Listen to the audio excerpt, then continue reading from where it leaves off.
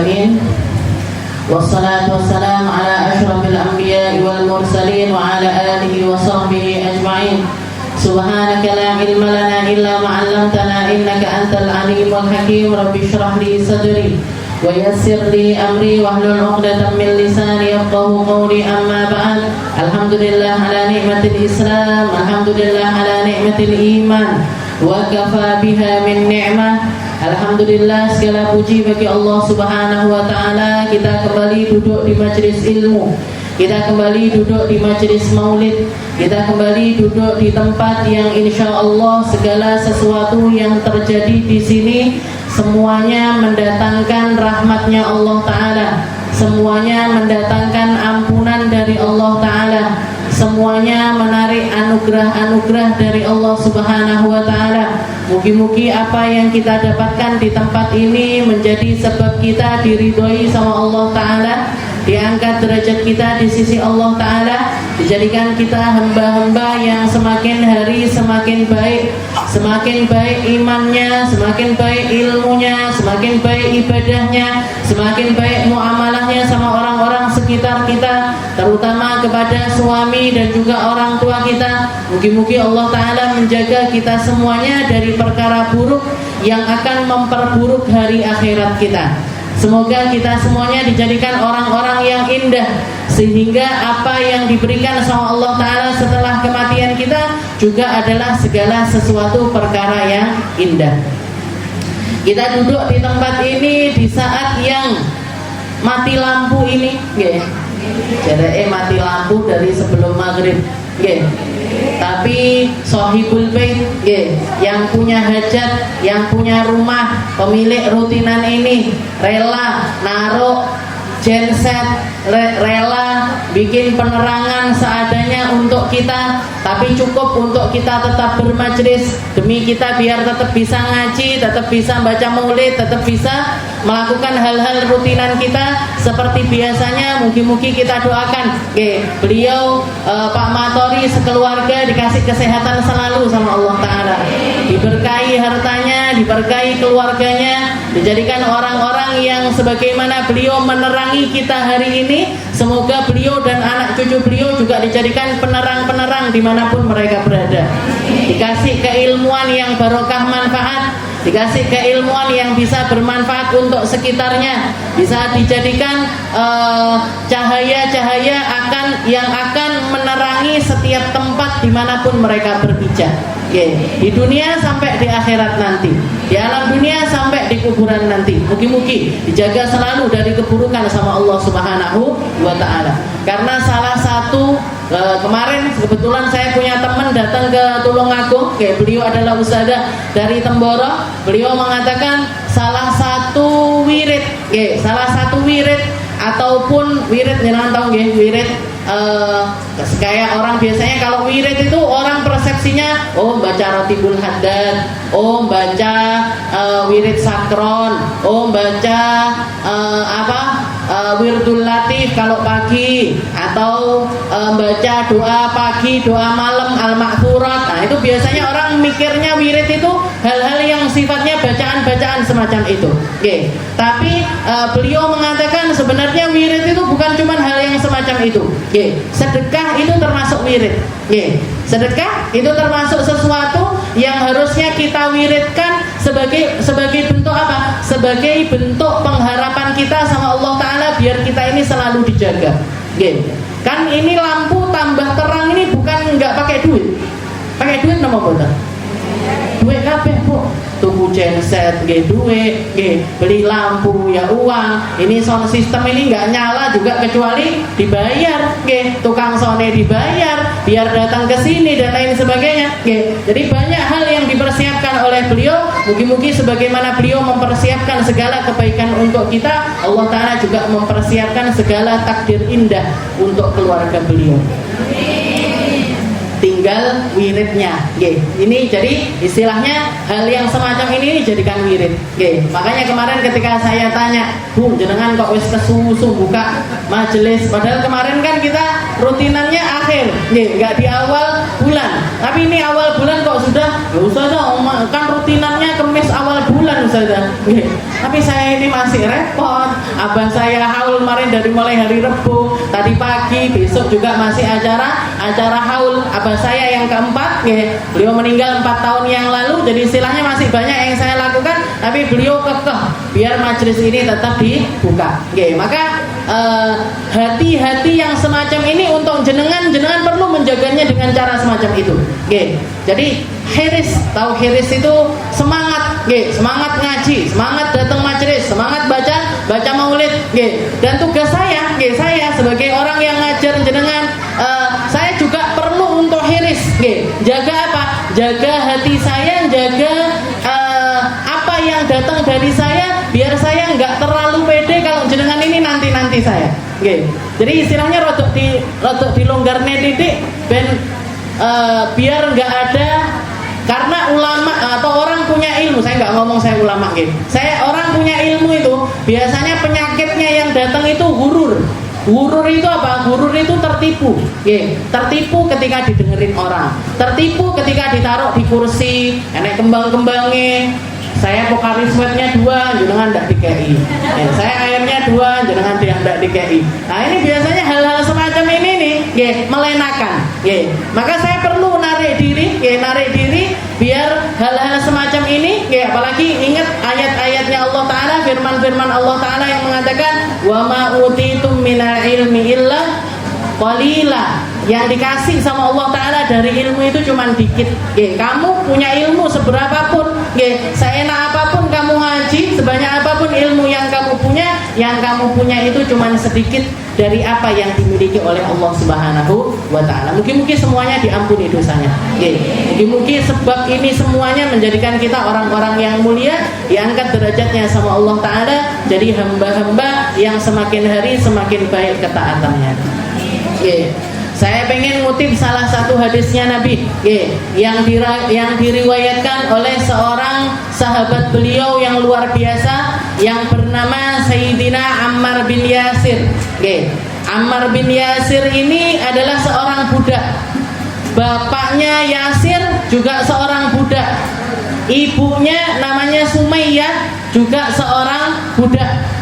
Jadi sak keluarga bukan orang merdeka. Sekeluarga ini tiga-tiganya ada di dalam perbudakan manusia yang lainnya.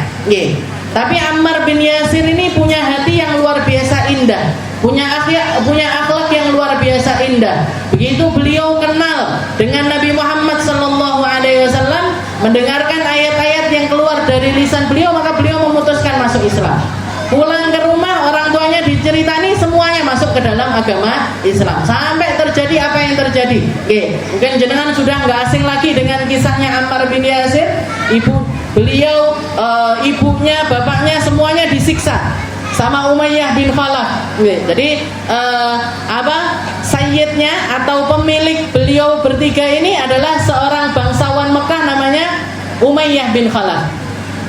Maka dikatakan ketika ketahuan masuk Islam, tiga-tiganya disiksa.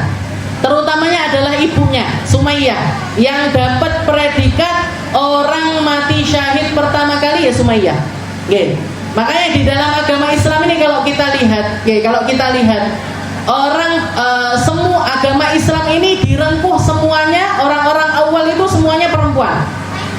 Yang pertama kali beriman sama Nabi Muhammad perempuan, Sayyidah Khadijatul Kubra.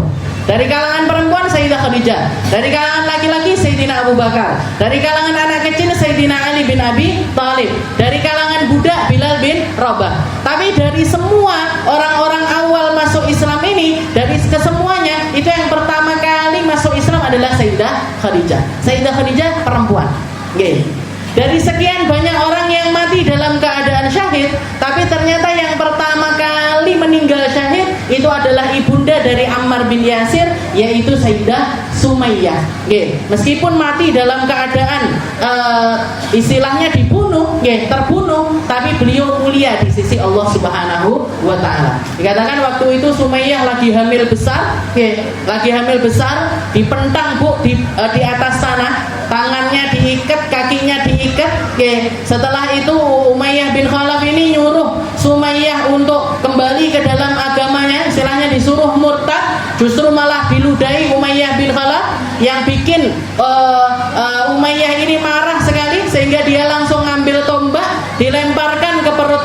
Sumayyah.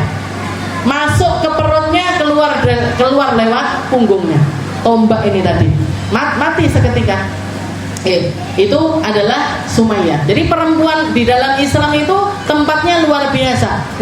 Perempuan di dalam agama Islam ini memiliki tempat yang porsi perjuangan yang setara dengan para laki-laki. Cuman modelnya aja beda. Kalau perempuan nutup auratnya lebih banyak, kalau laki-laki nggak apa-apa, rodok dibuka. Ojo, podo, berarti aku tak melok-melok wong lanang kayak kopiah salate. Angel, gledru nih nanti. Jadi perempuan punya porsi, punya porsi. Laki-laki kewajibannya bekerja, perempuan kewajibannya di rumah, jagain anak, jagain rumah, menjaga kehormatannya rumah dan lain sebagainya. Karena makanya Rasulullah SAW ketika menikahkan putrinya Sayyidah Fatimah Zahra, didudukkan dua-duanya. Wahai Ali, kamu yang berjuang di luar. Wahai Fatimah, kamu yang berjuang di dalam. Karena perjuangan di dalam rumah ini nggak kalah dengan perjuangan di luar rumah. Jadi perjuangan di dalam rumah ini nggak kalah dengan perjuangan di luar. Di luar mungkin keringetan, capek, berat dan lain sebagainya. Di rumah nopo nggak capek berat? Capek berat. Jangan nyapu bentino kesana mboten. Umbah-umbah bentino kesana mboten. Kesel. Tapi orang kan mandangnya, "Lah nak umbah-umbah." Yang ngomong kayak gitu jenengan ngene umbah iki. Kalau ngomong, "Lah nak umbah-umbah." Mriki taal. Taal mriki niki diumbahi. Bisa doang sini ini disai jajan. Jadi sama-sama berat. Sama-sama berat, sama-sama perjuangan. Makanya kalau tidak diiringi dengan niat-niat yang baik, kalau enggak diiringi dengan keikhlasan, kalau enggak diiringi dengan keimanan bahwasanya semua ini adalah menjadi sebabnya kita tambah dekat sama Allah Ta'ala, orang enggak kira kuat, Bu. Orang berjuang di dunia kalau enggak menggantungkan dirinya kepada Allah Subhanahu wa taala, dia enggak akan kuat. Jadi di sini ada salah satu perkataan dari Ammar bin Yasir, beliau mendengar Nabi Muhammad SAW berdoa. Doanya indah sekali. Sampai beliau ini ingat dengan doa tersebut dan dijadikan wirid, dijadikan bacaan-bacaan hariannya beliau. Jadi Rasulullah SAW mengatakan, ketika berdoa beliau mengatakan, Allahumma bi'ilmikal ghaib wa qudratika 'alal khalaq ahyini ma'alimtal haya khairun li wa tawaffani ma'alimtal wafa khairun li. Rasulullah mengatakan, Allahumma bi'ilmikal ghaib wa biqudratika 'alal khalaq. Ya Allah, demi pengetahuanmu atas seluruh makhlukmu, dan juga yang nyata maupun yang gaib. Allahumma bi'ilmikal ghaib. Ya Allah yang maha mengetahui dengan segala sesuatu yang gaib. Sesuatu yang gaib niku napa, Bu? Gaib itu napa? Ndak ketok. Segala sesuatu yang enggak kelihatan itu namanya adalah perkara gaib lek wong Indonesia. Itu diambil dari bahasa Arab, al-ghaib. Jadi segala, Allahumma bi'ilmikal ghaib, ya Allah demi pengetahuanmu yang tentang perkara yang ghaib. Tapi kalau orang ngomong masalah ghaib, orang Indonesia mindsetnya, oh hantu-hantu itu tahu saja. Hantu-hantu pocong, habis itu suster ngesot, nggak keren semuanya pokoknya hantunya Indonesia itu genderuwo. Kalau orang Barat hantunya keren, pakai jas, gitu. Vampir niku, Dracula, pakainya necis. Nah Indonesia enggak karu-karuan, dasteran jebol-jebol. Enggak keren semuanya. Jadi persepsinya bukan cuma tentang itu. Tapi yang dimaksud bi'ilmikal ghaib, tentang segala sesuatu yang kita nggak tahu ya Allah. Maksudnya apa? Masa depan kita ini kita semuanya nggak ngerti. Apa yang terjadi nanti ini semuanya adalah perkara yang gaib. Kita keluar dari majelis ini aja loh, semuanya perkara yang gaib. Bisa jadi kita keluar dari majelis ini, nanti pulang ke rumah lancar-lancar aja kayak biasanya. Ada yang ketika pulang naik motor tiba-tiba kejebak macet. Ada yang naik motor, istilahnya kelihatan ada nasi goreng, mampir sih tuku sego goreng. Ini yang nggak ada rencana beli nasi goreng jadi beli nasi goreng ini, padahal harus dikai bakso sama Pak Matori. Nah, ini kan juga perkara yang gaib. Jadi katanya Nabi Muhammad, Allahumma bi'ilmikal ghaib wa biqudratika 'alal khalaq, dan juga atas segala takdir yang Engkau tetapkan atas makhluk ini ya Allah. Katanya Nabi, ahini ma'alim tal haya khairun li. Hidupkan saya kalau hidupnya saya ini baik untuk saya ya Allah. Jadi permintaannya Nabi ketika minta sama Allah Ta'ala tentang masalah umur, tentang masalah usia, nggak maksa Allah kayak kita, Bu. Ya Allah panjang umur ya Allah. Pokoknya piye carane panjang umur ya Allah. Jangan kalau saya tanya minta panjang umur, jangan pengen panjang umur sak berapa, Bu? 300 tahun. 500 tahun. Mau dikasih umur 500 tahun mau jenengan? Hah? Mau? Ada yang mau 500 tahun? Konconya jenengan entek, Bu. Dan duwe konco jenengan. Gak punya temen kalau sampai punya umur 500 tahun. Bojone wis ndak enek, anak-anake mungkin sudah nggak ada semua, bahkan mungkin cucu-cucunya sudah nggak ada. Wis ndak iso nyapo-nyapo wis. Kalau minta umur sampai 500 tahun. Makanya kalau minta umur sama Allah Ta'ala ini terserah Allah. Istilahnya seperti Nabi Muhammad ini. Beliau kalau minta umur sama Allah Ta'ala, ahini ma'alim talhaya khairun li. Ya Allah, kasih menghidupkan saya kalau hidupnya saya ini baik buat saya. Padahal kalau kita lihat Nabi Muhammad ini, hidupnya Nabi Muhammad ini kira-kira bikin baik napa mboten? Baik. Rasulullah kalau dikasih umur panjang sama Allah Ta'ala, mesti hidupnya Nabi ini bakalan baik buat umatnya. Tapi ternyata beliau tetap gantungkan umurnya kepada Allah Ta'ala. Allahumma ahyini ma'alim talhaya khairun li. Ditambahin lagi sama Nabi, wa tawaffani maka natil wafa khairun li. Dan kalau memang kehidupan ini nggak baik buat saya ya Allah, wafatkan aja saya. Wafatkan aja saya kalau memang wafat itu lebih baik buat saya. Ini doanya Rasulullah SAW yang mancep di dalam pikirannya Sayyidina Ammar bin Yasir. Dijadikan wirid, dijadikan bacaan, dijadikan doa-doa harian. Karena Nabi Muhammad ini memang senang ngasih doa-doa kepada umatnya, nyontohkan doa-doa kepada umatnya. Karena kita ini butuh sama doa. Bahkan di dalam hadis Nabi Muhammad mengatakan ad-du'a silahul mu'min. Senjatanya orang iman itu ya doa. Senjatanya orang iman itu bukan dukun. Senjatanya orang iman itu bukan bales. Senjatanya orang iman itu bukan ngomong jelek. Senjatanya orang iman itu bukan dengan cara-cara yang semacam itu, tapi senjatanya orang iman adalah dengan berdoa. Pagi kita butuh doa, siang kita butuh doa, sore kita butuh doa, malam kita butuh doa, mau makan butuh doa, mau minum butuh doa, mau masuk rumah butuh doa, mau masuk kamar mandi aja loh jenengan butuh doa. Kenapa? Karena memang hidup kita ini kalau nggak dibarengi dengan doa-doa, selain sedikit keberkahannya, juga kita nggak akan bisa menjalaninya dengan benar. Hidup ini kan berat. Napa mboten? Setuju kabeh tiba. Jadi maka ketika kayak saya kasih contoh misalkan, saya punya air di sini. Air ini kan ringan. Ketika saya mau ngangkat air, saya nggak butuh bantuannya jenengan, saya nggak butuh. Jadi saya bisa ngangkat ini sendiri. Tapi ketika saya mau ngangkat meja ini, saya mau ngangkat meja ini, nggak kuat, Bu, nggawa meja dewi. Bu, minta tolong diangkatkan. Bu, ayo berdua, bertiga kita angkat. Misalkan mau digeser ke sana. Nah, kalau mau ngangkat yang lebih besar lagi, mau ngangkat kulkas misalkan, tambah butuh orang, terus gak iso iki wong lanang iki sing ngangkat. Berarti apa? Kekuatan kita ini kan terbatas. Dan di dalam menjalani hidup ini kita butuh, kita membutuhkan kekuatan yang sangat besar. Terutama kalau misalkan kita kena musibah atau dapat sesuatu yang nggak disangka-sangka, sesuatu yang nggak disangka-sangka ini mau yang baik maupun yang buruk, kita itu perlu kekuatan untuk nopang itu semuanya. Yang seneng kayak apa?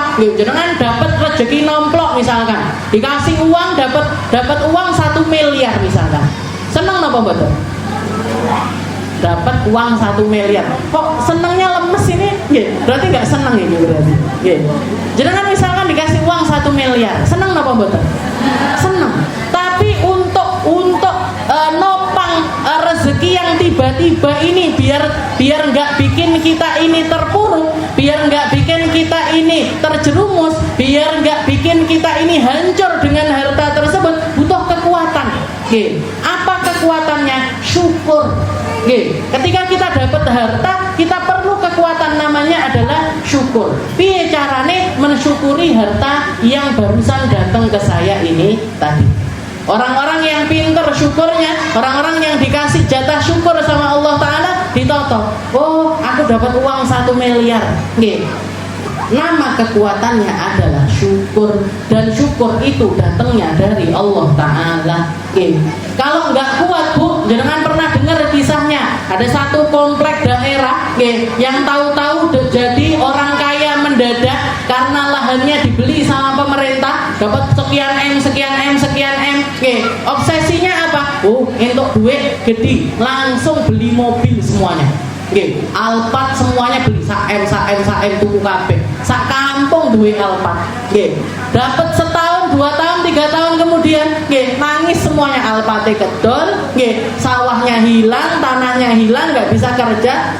Kenapa? Ini karena dia nggak kuat ketika nerima hal yang semacam. Jadi ketika kita kaya, kita butuh kekuatan. Ketika kita miskin, kita juga butuh kekuatan. Ketika kita dapat sesuatu rezeki dari Allah Ta'ala, kita butuh kekuatan. Ketika kita dapat musibah juga perlu dengan kekuatan. Jadi semuanya datangnya dari mana? Semuanya datangnya dari Allah. Makanya para sahabat itu mengatakan, Rasulullah itu ngajarin kita istikharah kayak beliau ngajarin kita surat di dalam Al-Quran. Ditalkin seayat-seayat, diajarin sedikit demi sedikit sampai benar di dalam hafalannya. Itu Rasulullah ngajarin kita istikharah, minta petunjuk dari Allah Ta'ala kayak beliau ngajarin kita surat di dalam Al-Quran. Jadi tentang masalah hidup dipasrahkan sama Allah, tentang kerjaan dipasrahkan sama Allah, tentang jodoh dipasrahkan sama Allah, tentang pekerjaan, semuanya, semua perkara di dalam kehidupannya itu nyari petunjuknya kepada Allah Subhanahu wa Ta'ala. Ini yang ingin diajarkan sama Nabi Muhammad Sallallahu Alaihi Wasallam, dan kita memerlukan itu semuanya. Makanya kenapa kok kita itu butuh ngaji? Datang ke majelis taklim, datang ke di tempat keilmuan, kita perlu ngaji. Biar apa? Biar tercerahkan, biar mindset kita ini tambah dekat sama mindsetnya Nabi, biar cara pikir kita ini tambah dekat dengan cara pikirnya Rasulullah Sallallahu Alaihi Wasallam. Karena kalau logikanya Nabi itu nggak mungkin salah, tapi kalau logikanya kita mesti salah. Bukan cuma banyak salahnya, mesti salah. Makanya kita butuh sama istikharah, kita butuh minta petunjuk dari Allah Ta'ala, kita butuh minta petunjuk sama Nabi Muhammad Sallallahu Alaihi Wasallam. Dan kita akan buka di dalam kitab pembahasan kita masih, akan kita rutinkan kembali baca dari Aqidatul Awwal ila anqal qala al-muallif rahimahullahu ta'ala wa nafa'ana bihi bi ulumi fid darin amin. Wal ilmu wa huwa sifatun qadimatun qa'imatun bi dzatihi ta'ala ya'lamu bihal asya' wa qala ta'ala innallaha bikulli syai'in 'alim. Kalau pertemuan yang sebelumnya, kalau saya lihat di YouTube saya Bu, itu ceramah 3 bulan yang lalu. Maka ketika itu dibacakan 3 bulan yang lalu, saya yakin jenengan wis lali. Lali napa mboten? Boten usada sudah terus panggang. Yo kalaupun nggak lupa itu mek lamat-lamat. Oh iya, usada yang kemarin bahas masih tentang sifat 20-nya Allah Ta'ala. Sifat kudratnya Allah Ta'ala sudah kita bahas, sifat iradahnya Allah Ta'ala, Allah Ta'ala yang maha menentukan, Allah Ta'ala yang maha berkehendak. Dan semuanya itu kehendaknya Allah Ta'ala, cara kerjanya Allah Ta'ala di dalam hambanya ini selalu berputar dari zaman ke zaman. Dari zaman ke zaman itu akan Allah Ta'ala itu akan memperlihatkan di sekitaran kita orang-orang yang senasib dengan orang-orang zaman dulu. Orang-orang yang mengikuti jejaknya orang-orang zaman terdahulu. Mau itu di dalam kebaikan, mau itu di dalam keburukan, mesti jenengan akan menemukan. Orang zaman dulu ada orang-orang yang jahatnya luar biasa, sampai semacam Fir'aun, sampai semacam Namrud, sampai semacam orang-orang jahat-jahat terdahulu. Sampai sekarang pun kita akan menemukan orang-orang semacam itu, yang tega bunuhin orang-orang Palestina sampai sekian puluh ribu. Ini kan jahat luar biasa. Jadi orang-orang dulu ada orang-orang jahat. Zaman sekarang kita akan tetap menemukan adanya orang jahat. Zaman dulu ada orang-orang baik, zaman sekarang kita akan tetap menemukan ada orang-orang baik. Akan menemukan, jangan akan menemukan orang-orang baik yang mengikuti jejaknya orang-orang terdahulu. Kalau zaman dulu ada Nabiullah Musa, kalau zaman dulu ada Nabiullah Isa, kalau zaman dulu ada Sayyidina Abu Bakar, ada Sayyidina Umar, ada Sayyidina Utsman, Ali, dan lain sebagainya. Jenengan akan menemukan orang-orang sampai di zaman sekarang ini yang mengikuti jejak manusia-manusia mulia tersebut. Walaupun nggak bisa persis sama, walaupun nggak bisa persis 100% seperti mereka, tapi mereka adalah orang-orang yang berusaha di dalam kebaikan mereka. Makanya para ulama mengatakan dunia la yakhlu minas sholihin. Dunia ini nggak pernah kosong dari orang baik, itu nggak pernah kosong. Tinggal kita masuk di dalam golongan orang baik itu apa enggak? Tinggal kita ketemu sama orang-orang baik itu apa enggak? Tinggal kita ngikuti jejaknya orang baik itu atau tidak. Nah ini kudrah iradahnya Allah Ta'ala itu berputar. Watilkal ayyam nudawiluha, katanya Allah Ta'ala, seperti itulah hari-hari terdahulu itu diputar terus sama Allah. Ujiannya makhluk, musibahnya makhluk, cara responnya makhluk, itu sama Allah Ta'ala diputar-putar aja. Tinggal kita memasukkan diri kita itu di bagian yang mana. Jangan lihat ini, di seluruh area Indonesia, di seluruh tanah, tidak usah ado-ado wis, tanah Tulungagung ini aja lah, daerah kita. Jangan akan ketemu di setiap kampung enek masjid, di setiap kampung ada musola, di setiap kampung ada langgar. Kabeh enek sing sholat, kabeh enek imami, kabeh enek tukang iqomahnya, semuanya ada marbotnya. Berarti apa? Allah Ta'ala ngasih hidayah. Jadi hidayah iman Islam itu diratakan sama Allah Ta'ala di setiap tempat, di setiap buminya Allah Ta'ala itu dibikin semacam itu. Tinggal kita jadi orang yang semacam itu, yang baik, dalam golongan orang baik atau dalam golongan orang yang enggak baik. Masjid itu enggak ada kita pun tetap ada. Masjid itu kalau kita absen nggak sholat di dalamnya, insya Allah bangga enek uang sholat di situ. Nah, yang beruntung yang ada di situ, yang nggak beruntung yang nggak ke situ. Nah, ini diratakan sama ulamanya Allah Ta'ala, diratakan. Orang yang ngerti ilmunya Allah Ta'ala diratakan. Para guru-guru Al-Quran diratakan sama Allah Ta'ala. Nah, ini semuanya adalah perkara-perkara yang diputar sama Allah Ta'ala. Maka sekarang kita akan masuk di dalam sifatnya Allah Ta'ala yang ke-9, yaitu sifat Allah yang al-ilmu, wa huwa sifatun qadimatun qaimatun bidatihi ta'ala ya'lamu bihal asya'. Sifat ilmunya Allah ini gimana? Sifat ilmunya Allah, ilmu itu berarti pengetahuan. Allah itu punya sifat mengetahui tentang segala sesuatu. Dan sifat ilmunya Allah itu qadimah. Sifatnya itu terdahulu, bukan sesuatu yang baru. Bukan sesuatu yang baru, tapi ilmunya Allah Ta'ala itu sudah lampau. Qaimatun bidzatihi ta'ala, sudah ada pada diri Allah Ta'ala sejak sebelum adanya segala sesuatu. Nah, ini bedanya ilmunya kita dengan ilmunya Allah. Kalau ilmunya kita semuanya tentang perkara yang baru. Dulu kita nggak ngerti, sekarang kita ngerti. Belajar akhirnya ngerti. Dulu kita nggak paham, habis itu paham, habis itu belajar akhirnya paham. Dulu nggak ngerti sholat, diajarin sholat, akhirnya iso sholat. Dulu nggak ngerti puasa, diajarin puasa, akhirnya bisa puasa. Dulu nggak ngerti zakat, diajarin zakat, akhirnya bisa zakat. Nah, itu namanya ilmunya kita. Bedanya ilmunya kita dengan ilmunya Allah Ta'ala seperti itu. Kita ada awalnya, ada akhirnya. Akhirnya kapan? Akhirnya ketika kita diwafatkan sama Allah Ta'ala, atau ketika Allah Ta'ala berkenan untuk mencabut ilmu tersebut dari seseorang. Berarti apa? Ilmunya kita ini bisa kapan aja lepas. Oke. Ilmu kita ini bisa kapan aja terlepas dari diri kita. Dulu di zaman salaf Bu, saya ada kisah dari guru-guru saya. Ada satu orang ulama, ulama yang tersohor. Kalau ngaji enak, jamaah yang dengerin banyak dan lain sebagainya. Tahu-tahu ketika dia merenung di depan rumah, kelihatan ada cecak. Tahu cecak jenengan? Oh, di sini nggak ada cecak. Tapi ngerti cecak kabeh. Anak kecil juga ngerti cecak. Tahu-tahu ada cecak di dinding. Cicak di dinding. Ada cicak di dinding. Tahu-tahu dia itu kepikiran seperti ini. Gusti Allah ini nyapo dadak nyiptakne cecak. Fungsine opo? Dingge opo? Mek ngregeti tembok. Cuma ngregeti tembok dilihat juga menjijikkan. Kalau kita megang juga nggak bakalan senang. Nggak ada orang miara cicak itu saya belum nemu. Kalau miara ular masih ada, miara kelinci masih ada, miara burung ada, miara cicak itu saya nggak pernah tumon. Maka dia ini orang cuma iseng gitu aja, kepikiran terlintas di dalam dirinya, Gusti Allah ini nyapo dadak nyiptakne cecak.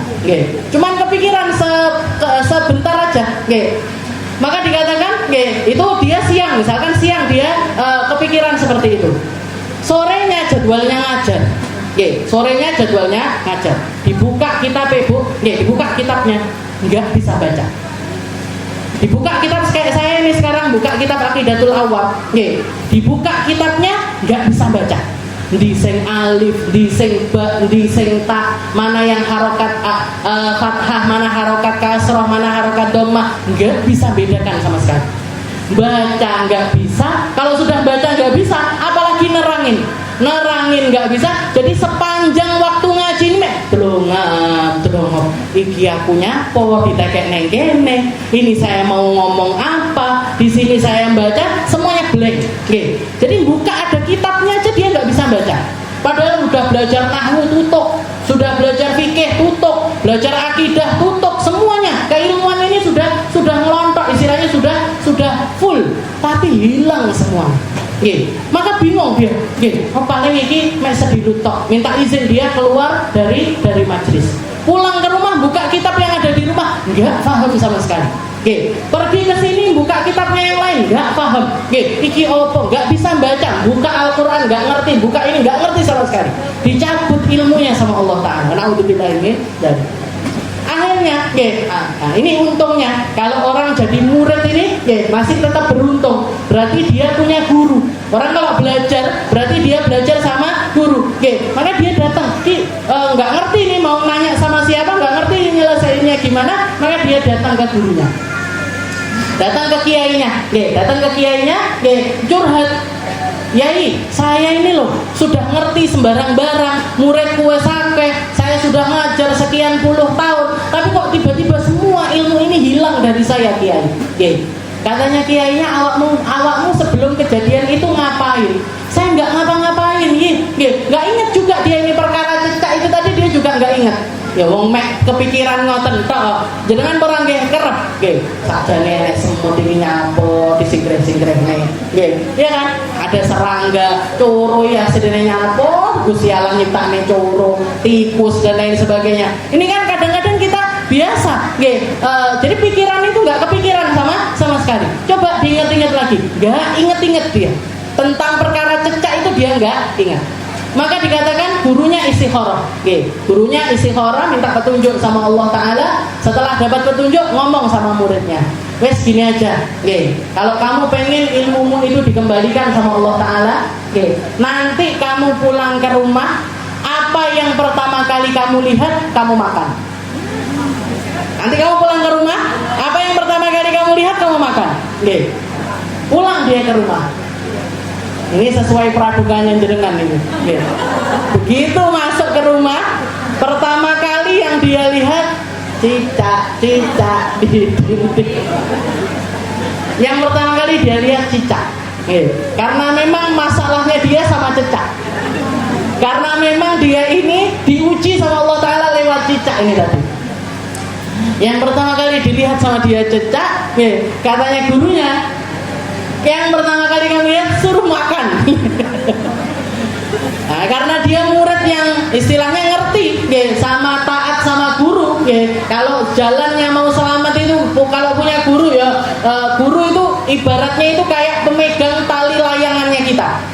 Kalau kita pergi kemana-mana, itu yang mau narik kita, yang bisa narik kita, yang bisa ngolor kita itu guru kita. Maka karena dia tahu murid yang memang benar-benar tahu kapasitas kemuridannya, maka langsung diambil cicak itu, nggak pakai babi ibu, nggak kadek dirajang dhisik, nggak kadek di oseng-oseng dhisik, nggak kadek dibumboni dhisik, nggak pakai itu semuanya, diambil langsung dimakan. Tapi insya Allah saya bukan guru yang bisa sampai ke level kayak gini, ini nggak bisa. Jadi dikatakan begitu dimakan eling kabeh, dikembalikan sama Allah Ta'ala semua ilmunya. Dikembalikan sama Allah Ta'ala semua ilmunya, ngaji lagi, lancar lagi, dan lain sebagainya. Dan itu jadi pengingat dia seumur hidup, bahwasanya ilmu yang dia punya ini sangat sedikit sekali, bahkan nggak lebih dari harganya seekor cicak yang menjadi ciptaannya Allah Subhanahu wa Ta'ala. Jadi kalau ilmunya kita ini ada awalnya, ada akhirnya, ada batasannya, ada kapasitasnya. Allah Ta'ala ngasih, terserah siapa yang Allah Ta'ala kasih. Kalau Allah Ta'ala mau ngasih banyak sama satu orang, Allah Ta'ala ngasih semampu, sakarepe Gusti Allah. Ini mau dikasih banyak, ini mau dikasih dikit, ini mau kasih paham, ini mau nggak dikasih paham, ini mau dikasih ngerti, ini mau nggak dikasih ngerti, terserah Allah Ta'ala. Tapi kalau ilmunya Allah itu tanpa awal, tanpa akhir, dan tanpa perantara apapun di dalam memiliki keilmuan tersebut. Makanya dikatakan huwa sifatun qadimatun qaimatun bidzatihi ta'ala. Sifat ilmunya Allah Ta'ala itu sifatnya awal, sudah ada di dalam diri zatnya Allah Ta'ala, dan menetap di dalam diri Allah Subhanahu wa Ta'ala. Menetap di dalam diri Allah Subhanahu wa Ta'ala, nggak kena diutik-utik. Yang diberikan sama Allah Ta'ala ini hanya sebagai pertanda tentang kemahatauannya Allah Ta'ala, maha ilmunya Allah Ta'ala. Allah Ta'ala maha mengetahui dengan segala sesuatu. Nah, kemahapengetahuannya Allah Ta'ala ini, jadi istilahnya gini, Allah Ta'ala kalau mau ngasih kita, Allah Ta'ala bilang misalkan, saya punya ilmu seluas lautan. Orang-orang untuk tahu tentang kapasitas lautan itu, dia nggak akan bisa tahu kecuali kalau dia tahu tentang air. Saya punya air sak gelas, Allah Ta'ala bukan sak gelas tapi selautan. Berarti apa? Ilmu saya nggak bisa dibandingkan sama ilmunya Allah Ta'ala. Kemahafahaman saya nggak bisa dibandingkan dengan kemahafahamannya Allah Subhanahu wa Ta'ala. Ya'lamu bihal asya, yang dengan ilmu tersebut Allah Ta'ala mengetahui segala sesuatu. Makanya kita tahu, dan taunya Allah Ta'ala tanpa ketidaktahuan. Kita terbatas, Allah Ta'ala tanpa batas. Dan dengan semakin kita tahu, semakin kita dikasih ilmu sama Allah Ta'ala, maka kita akan semakin tahu tentang kemaha mengetahuannya Allah Subhanahu wa Ta'ala. Jadi istilahnya gini, orang kalau tambah ngerti dengan ilmunya Allah, dia akan semakin merasa rendah, semakin merasa rendah, semakin merasa nggak ngerti. Orang kalau belajar itu dia akan semakin merasa nggak ngerti. Mungkin ketika dia belajar awal-awal dia merasa, oh aku ngerti, oh aku bisa, oh aku paham. Nah, yang keluar adalah sifat sombong, yang keluar adalah sifat arogan. Tapi kalau dia terus memperjuangkan keilmuan tersebut, dia akan semakin merasa bahwasanya, oh tiba-tiba aku nggak ngerti, oh tiba-tiba aku nggak paham, oh tiba-tiba akeh wong sing lebih ngerti dan dibandingkan saya. Oh ternyata ilmu saya ini nggak ada apa-apanya kalau dibandingkan dengan ilmunya Allah Subhanahu wa Ta'ala. Makanya Allah Ta'ala mengatakan di dalam Al-Quran, innallaha bikulli syai'in alim. Allah Ta'ala itu dengan segala sesuatu itu maha tahu. Allah Ta'ala tahu yang tersirat di dalam hati kita. Allah Ta'ala tahu yang terlintas di dalam hati kita. Allah Ta'ala tahu segala niatannya kita. Allah Ta'ala tahu dengan apa yang ada di dalam pikiran pikiran kita. Ini yang duduk di majelis ini, nggih, yang pikirannya ada di sini ataupun yang pikirannya ada di luar sana, nggih. Allah Taala tahu, nggih. Nggih napa mboten? Ini yang di sini enggak semuanya hatinya di sini. Nggih, enggak semuanya yang oh iya Ustazah ngomong gini, anak sing gitu. Ada yang gelambian. Bariki aku luwe wetengku arep tuku sego goreng, arep tuku mie goreng, atau yang umbah-umbahanku akeh, nggih pemeanku, anakku, bojoku. Ini berarti apa? Kita jasadnya di sini tapi hatinya di tempat lain. Itu Bu, Allah Taala tahu. Nggih. Wallahu bikulli syai'in alim. Allah Taala Maha tahu dengan segala sesuatu. Wa qala ta'ala, Allah Ta'ala juga mengatakan wa annallaha qad ahata bikulli syai'in ilma, dan ilmunya Allah Ta'ala itu meliputi segala sesuatu. Di semua hal itu Allah Ta'ala, pengetahuannya Allah Ta'ala meliputi segala sesuatu. Wa qala ta'ala wa 'indahu mafatihul ghaib la ya'lamuha illa hu wa ya'lamu ma fil barri wal bahr wa ma tasqutu min waraqatin illa ya'lamuha wa la habatin fi dhulumatil ardi wa la rabbi wa la yabisin illa fi kitabim mubin. Katanya Allah Ta'ala, di sisi Allah Ta'ala ada kunci mafatihun, jadi Allah Ta'ala memiliki kunci-kunci atas segala sesuatu yang gaib. La ya'lamuha illahu, yang tahu tentang kunci itu dan keberadaan perkara yang gaib itu cuma Allah Ta'ala. Bahkan malaikatnya nggak ngerti. Bahkan makhluk-makhluk terdekatnya Allah Ta'ala nggak ngerti. Bahkan para nabi-nabinya Allah Ta'ala ada ilmu yang dikasihkan sama Allah, ada ilmu yang nggak diberikan sama Allah Ta'ala. Ada ilmu yang diberikan sama Allah, ada ilmu yang nggak diberikan sama Allah. Makanya salah satu doa yang diajarkan Allah Ta'ala kepada Nabi Muhammad, Nabi Muhammad ini disuruh membaca setiap hari doa. Apa itu doanya? Rabbi zidni ilma, Rabbi zidni ilma. Nabi Muhammad yang ilmunya paling banyak masih tetap disuruh minta ilmu dari Allah Ta'ala. Nabi Allah Musa, Nabi Musa ketika beliau ditanya sama salah satu muridnya, apakah ada di negeri ini yang lebih alim dibandingkan kamu, wahai Musa? Katanya Nabi Musa, nggak ada orang yang lebih ngerti dibandingkan aku. Langsung diuji sama Allah Ta'ala, langsung ditegur sama Allah Ta'ala. Enggak ya wahai Musa, hunaka rajulun, di sana, di daerah sana ada seorang laki-laki, hambaku yang saleh, yang mana dia punya ilmu yang kamu nggak ngerti.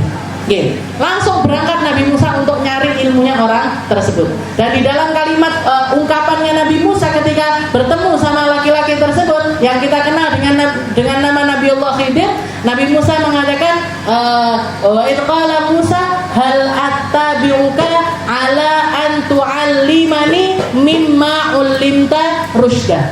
Wahai Khidir, apakah kamu izinkan untuk mengikuti dirimu biar saya ngerti ilmu yang Allah Ta'ala berikan kepadamu yang Allah Ta'ala nggak berikan kepada diriku. Biar saya ngerti kalau ada ilmu-ilmu yang lebih banyak yang saya nggak ngerti dibandingkan apa yang saya ngerti. Akhirnya diajak, katanya Nabi Allah Khidir pertama mengatakan innaka lan tastati'a ma'iya sabra, kamu nggak mungkin bisa sabar ngadepin saya karena ilmu yang Allah Ta'ala berikan ke saya bukan ilmu yang Allah Ta'ala perkenankan kamu untuk mengetahui hal tersebut. Sehingga kisahnya yang masyhur itu, naik kapal digratisi malah dijebol kapal.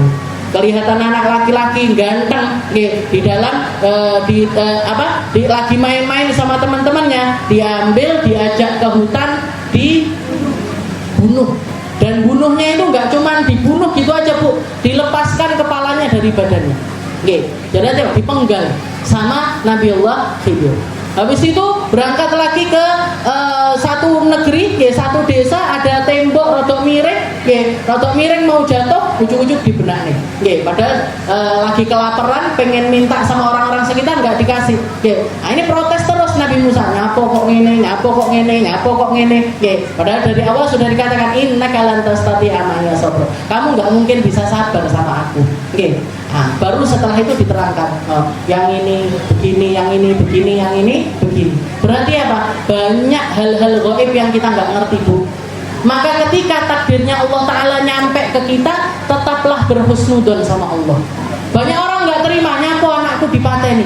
Kenapa kok anak saya wafat dulu sebelum saya? Banyak orang nggak terima. Ibu-ibu yang anaknya sudah meninggal duluan mesti tahu rasanya. ditinggal anak yang dia sayangi. Tapi ternyata kalau orang tahu apa yang dirahasiakan sama Allah Ta'ala di balik itu semuanya, yang ada cuma syukur aja. Ini anaknya orang yang dibunuh sama Nabiullah Khidir.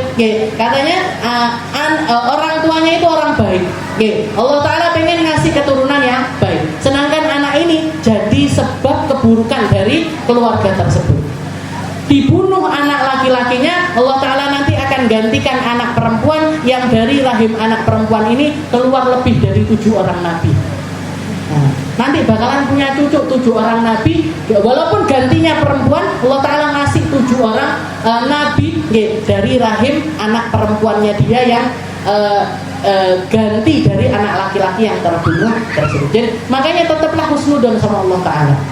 Jenengan dikasih takdir apapun, sesulit apapun, seberat apapun, Allah Ta'ala itu punya kuncinya gaib, punya kuncinya masa depannya kita, punya kunci nasib kita di akhirat nanti. Maka tetaplah berhusnudon sama Allah Ta'ala, biar takdir-takdir baik yang datang kepada kita, walaupun nampaknya itu nggak baik, tetap hakikatnya adalah sebuah kebaikan kalau kita iman kepada Allah Subhanahu wa ta'ala. Indahu mafatihul ghaib la ya'lamuha illahu wa ya'lamu ma fil barri wal bahr. Yang di langit, yang di laut, yang di darat, Allah Ta'ala tahu semuanya. Wa ma tasqutu min waraqah, ada daun satu aja jatuh rontok, itu semuanya atas pengetahuannya Allah Ta'ala. Jadi Allah Ta'ala tahu kalau ada daun rontok, berapa jumlah air hujan yang turun, berapa jumlahnya bulu-bulu yang rontok, berapa semuanya. Wa ma tasqutu min waraqatin illa ya'lamuha wa la habbatin fi dhulumatil ard. Bahkan satu butir debu di tengah kegelapan pun Allah Ta'ala tahu. Wala rabbi wala yabisin illa fi kitabim mubin. Gak ada yang perkara yang basah ataupun perkara yang kering, kecuali semuanya ada di dalam tulisan buku-bukunya Allah Subhanahu wa Ta'ala. Berapa takdirnya di daerah Tulungagung, misalkan lagi hujan, berapa curah hujan yang ada di Tulungagung, berapa curah hujan yang ada di Blitar, berapa curah hujan yang ada di Surabaya, semuanya ada catatannya di sisi Allah Ta'ala. Manajernya Allah Ta'ala itu banyak, yang bagian nulis semua hal yang terjadi di atas muka bumi ini, itu semuanya ada di dalam pengetahuannya Allah Subhanahu wa Ta'ala. Maka ketika kita dikasih porsi dari keilmuan tersebut, maka itu adalah porsi yang sangat banyak sekali, anugerah yang sangat besar sekali.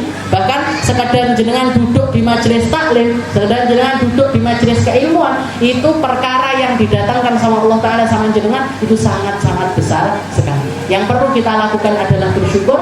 Yang perlu kita lakukan adalah mengistiqomai ilmu-ilmunya Allah Ta'ala semacam ini. Karena yang ngerti tentang ilmunya Allah hanya orang-orang yang beriman.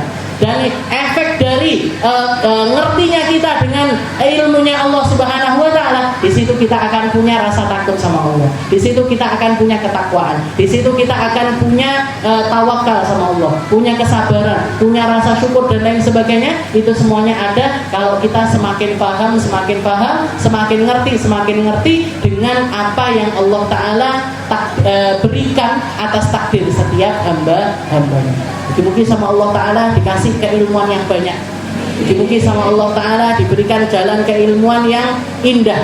Mungkin sama Allah Ta'ala kita diikhlaskan di dalam menuntut ilmu, diikhlaskan di dalam mencari ilmu, digampangkan untuk nyari ilmu, sehingga semua keilmuan ini akan menjadi sebab kita diselamatkan sama Allah Ta'ala di akhirat nanti. Tambah dekat sama Nabi Muhammad, tambah dekat sama orang-orang mulia, tambah dekat sama orang-orang ahli ilm, yang memiliki hakikatul ilm, yang memiliki ilmu hakikat, yang memiliki ilmu yang benar, lurus di jalannya Allah Subhanahu wa Ta'ala. Mungkin kita, orang tua kita, anak cucu kita, semua orang yang kita sayangi, dijaga dari kebodohan, dijaga dari ketidakmengertian, dijaga dari segala sesuatu yang akan menjadikan mereka sesat di atas muka bumi ini.